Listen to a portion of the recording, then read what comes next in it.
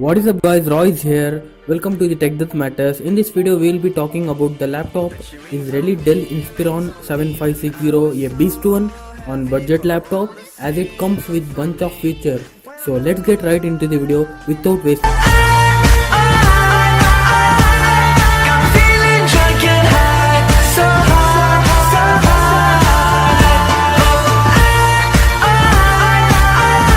So the first one, we have the stylish and attractive look with metallic body for additional protection and to add more attractive look to it, and inside the matte finished body, easy to carry and it doesn't weigh much as well. The second one is about graphics card as it comes with 4GB Nvidia Get 4 GTX 940 where we can run any high-end games without any lags, flawless graphics, and it also has Intel 4GB 620 HD graphics card. The third one comes to the display, full HD display, 15.6 IPS panel, and to make it more unique, the web camera located at the bottom. The next up, it comes with 1TB hard disk with the speed of 5400 RPM and with 128GB SSD solid state drive. SSD is used to speed up the booting time and as well as speed up the other operations like launching an app and so many things. Then next up, it has the clock speed of 2.7